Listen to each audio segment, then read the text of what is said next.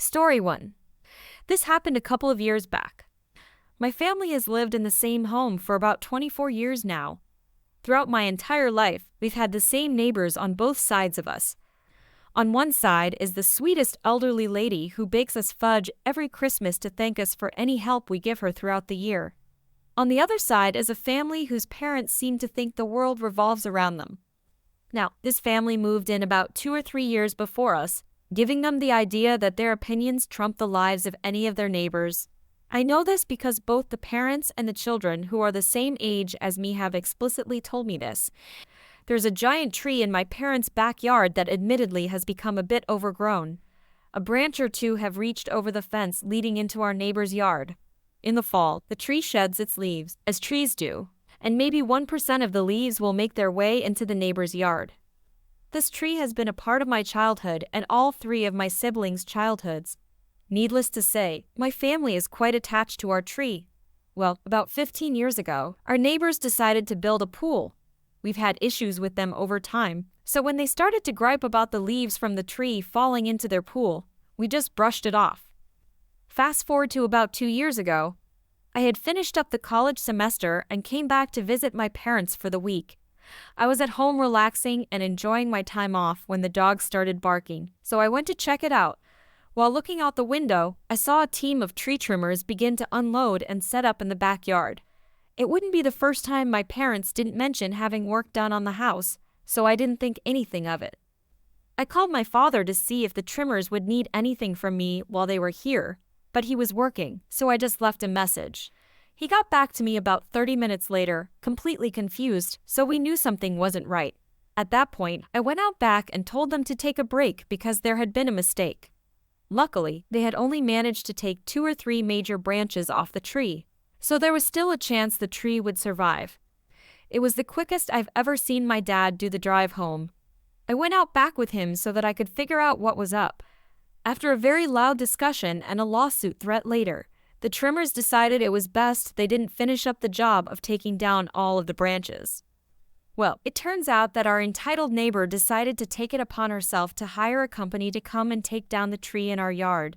When she told the company that it was in her neighbor's yard, they only asked if she got it cleared with us. They didn't make any efforts to make sure it was okay. To make the situation even sweeter, the crew working on the tree wouldn't stop the job until the owner of the company came to the site and cleared up the situation.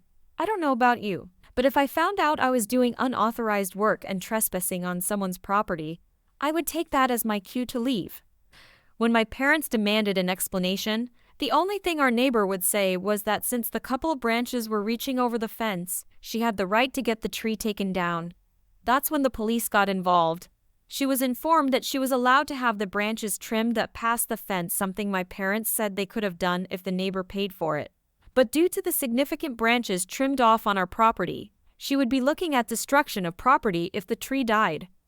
Luckily, the tree stands to this day, and the wind seems to blow just a bit harder towards their yard each fall. Story 2. Just a little background before I start my story. My grandfather 91 was sick for a long time, and he eventually died. He was a pretty wealthy man and was planning on giving my grandmother most of his money. The rest of it went to his 3 children, my father, aunt, and uncle, and me and my 2 sisters. My uncle is obsessed with money and goes so far out of his way to save the slightest penny. He has never had a real job, except for being in the military for 15 years. My aunt has also never had a job, but she made money by helping grandmother with shopping, yard work, etc. She can't really leave the house since she has a bad hip. Out of their 3 children, my father is the only one who got married and had kids. My aunt and uncle still live near my grandmother's house, which is still in their hometown. Now to start the story. I was 10 at the time, and my sister's twins were 12. We had just gotten the news of grandfather's death, and we were all very torn up over it. His funeral was 1 week later, and that is where we saw our entitled uncle walking towards my father, waving a pile of papers. "Uncle, may you sign these? I already got our sister to sign them, so I only need your signature." My aunt is the youngest of the 3, and she's kind of a pushover. If Uncle asked her to do something, she would do it without question. "Father, why would I sign those?" "Uncle, It's to give up our dad's money to me. Your daughters don't need it for anything anyway. Father, of course I won't sign those. My daughters aren't even going to use the money now. They will get it when they turn 21, and they will definitely need it then. Why do you need the money anyway? What Dad gave to you was more than enough. Uncle, you are useless. Your daughters would just waste his money. They don't deserve it. After throwing a bunch of insults at Father, he stormed off and left the funeral. A few hours later, my family went to visit Grandmother's house to comfort her after the loss of her husband. And lo and behold, Uncle was there, making Grandmother sign papers to turn over her money. I didn't hear much of the conversation after that since my father made us leave the room. But all I know is that there was a lot of yelling and cursing. About 30 minutes later, my mother told us to get in the car. We were going home. Uncle didn't really bring up the topic for a while, but I started to notice something odd.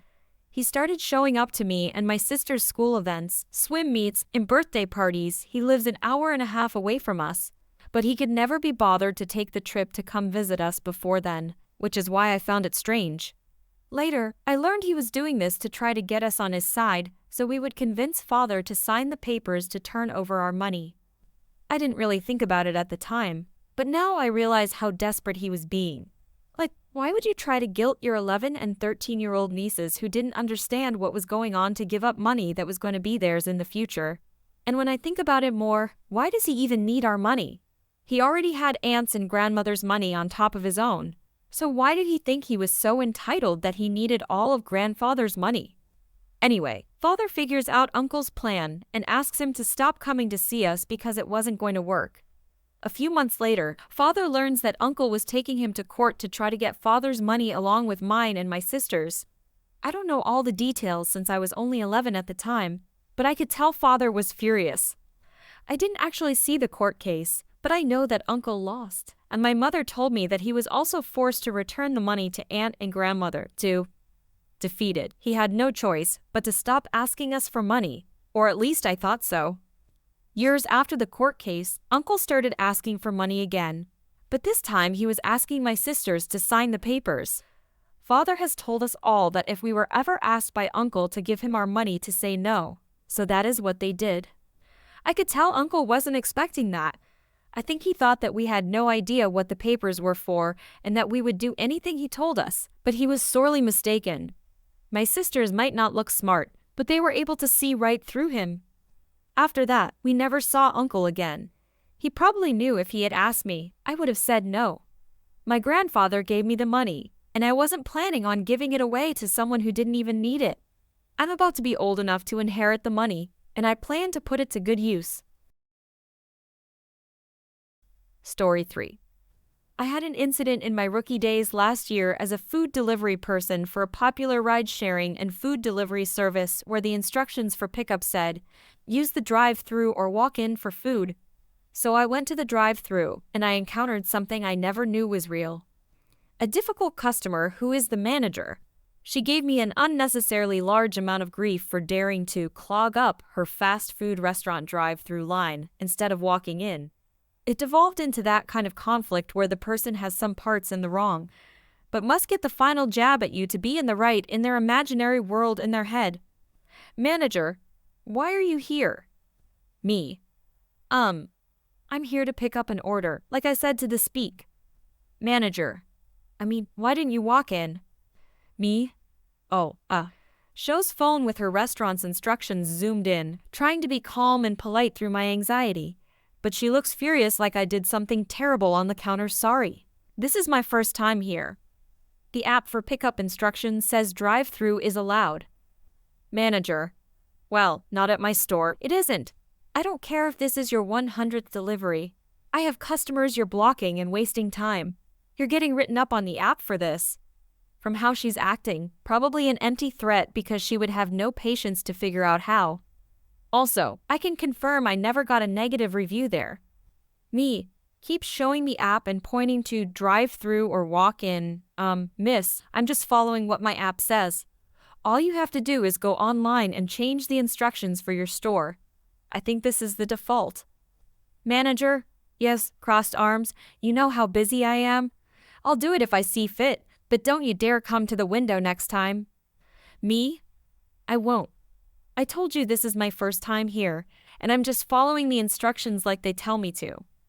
Manager, you better not. Me. Can I just have the food now? Manager. Fine, practically tosses a bag and a cup at me and slams the window. The window clerk gives that try working here apologetic look. The irony of her holding me up there for 10 minutes just to yell at me is not lost on me to this day. The reason I wanted to post it now is that now that the global health crisis is going around, I have to use the drive-thru as instructed by every single fast food place in town, and it reminded me of the incident.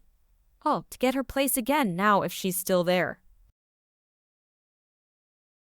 Story 4. My family and I live in a large building that houses several storefronts on the ground level and apartments on the second level. We own both levels of our portion of the building and have no relationship or communication with the other landlords. We live on the edge of what's considered the less desirable part of town, and the apartments around us are a revolving door of low-income renters who tend to treat the neighborhood and the people in it poorly. There's a fair amount of substance use in our neighborhood, too. The substance use itself really doesn't bother me. People can do what they want to do, but substance users aren't known for taking good care of their rental units. The landlord next to us rented her upstairs apartment out to some guy and his girlfriend who like to have parties at all hours and blast loud music so intensely that the whole block sounded like a rave. On at least one occasion, my wife saw him and his guests climbing onto the roof so they could shout at traffic on the busy street below us. Really stellar people, you know? The way the building is put together is that the entitled renter's apartment has a rear walkout that overlooks my fenced-in backyard. At the time, we also ran a business on the ground level of our building that had our telephone number printed on the window. This is important to the story because the backyard is where I let my indoor cats play during the day when we're at home, and the front window is how entitled renter got my phone number. So, one day I get a knock on the door. Entitled renter is furious because he says that my cat is constantly escaping my yard and climbing up into the soffit fascia above his back door on the rear walkout that overlooks my yard. It's no surprise that he knows I have cats, and he knows what they look like because he can see them in my yard when he's coming and going. Then he says that his landlord is charging him $500 to pay for the repair, and since it's my cat that did the damage, I have to pay him for the cost of the repair. I really didn't believe my cat was doing this damage. I'm sorry to hear you're having this trouble, but I really don't think my cat did this to your building. Well, he lost his temper and started screaming and shouting. I finally told him, photos, or it didn't happen. He angrily quit the conversation and went away. Later that same day, a police officer shows up at my door. Apparently, the entitled renter thought he could file a complaint and get the police officers help to mediate a solution. The police officer took a picture of my cat, and the entitled renter looked at the picture and swore that's the animal that was causing the damage, but he knows what my cats look like because he can see them from his yard. The police officer says that he really thinks the damage is being caused by raccoons, which is a likely explanation. But I also suspect that he damaged the soffit fascia while climbing onto the roof, while under the influence. Nothing could be done, so the officer left. At any rate, this should be covered by his security deposit. And why isn't his landlord the one talking to me instead of him? The next day, I started getting prank calls from anonymous numbers. One guy claimed he saw me hit his car in a parking lot, and another guy said he's been stealing our mail. I laughed at all those callers and told them to get lost. The entitled renter comes back a few days after that and says that my cat is tearing up the soffit fascia of his apartment at all hours, and if I don't pay, then he's going to put out traps, catch my cat, and then take it to the pound to be euthanized. I said that it's his property, so he can do whatever he wants, but at this point, I'm dead tired of his nonsense. I told him that my phone number is on the front window, and I want him to call me at any hour of the day. No matter what time it is, the very next time he sees or hears my cat damaging his apartment, he huffs off, and I look forward to the next phone call. Fast forward a few days, and the whole family is going to a barbecue party at a friend's house. We brought the cats inside, locked the house, and left around 3:45 to help with the setup, and we came back home around 10 p.m. after a long day of food and drinks. We never let our cats out at night, so that means they were inside from 3 p.m. and we're still inside the next morning. I got a phone call from the entitled renter who says that my cat was at it again last night. Oh, I'm really sorry to hear about that. When did it happen? He says that my cat was up there last night at 9 p.m. To which I responded, well, my whole family went to a barbecue yesterday, so my cats were locked inside from 3:30, and they haven't been back out since, and now that I have caught you in a lie, I think you can stop coming after me for this money. To his credit, he never bothered me again after that.